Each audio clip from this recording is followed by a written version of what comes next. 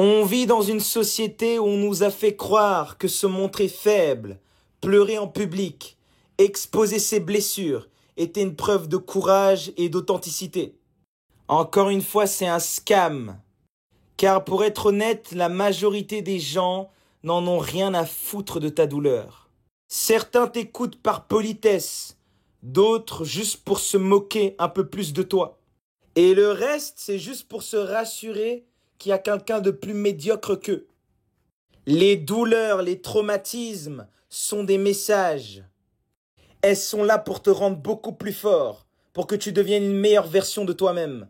Pas besoin de lire 10 000 livres. Regarde autour de toi. Qui domine? C'est les personnes solides. Ceux qui gardent leur dignité face à l'adversité. Les 95% de la population se font piétiner. Pourquoi? Puisqu'ils font que se plaindre, pleurnicher. Et ils exposent leur misère, leur traumatisme, leur douleur aux vues et aux yeux de tous. À la moindre épreuve, ils sont déjà en train de pleurer. Mais il faut bien que tu réalises que tout le monde est occupé à porter sa croix et personne ne va la déposer pour porter la tienne. Le monde s'en fout éperdument de ta souffrance, de tes pleurs. On s'en fout. C'est violent, mais c'est comme ça. Les malheureux ne seront pas récompensés, ni ici ni au ciel. Donc il est grand temps de te réveiller.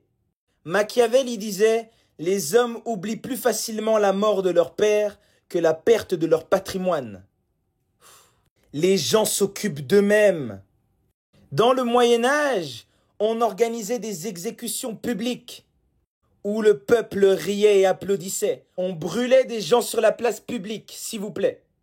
Aujourd'hui, c'est exactement la même chose, mais sur les réseaux sociaux. Tu vas venir pleurer sur TikTok.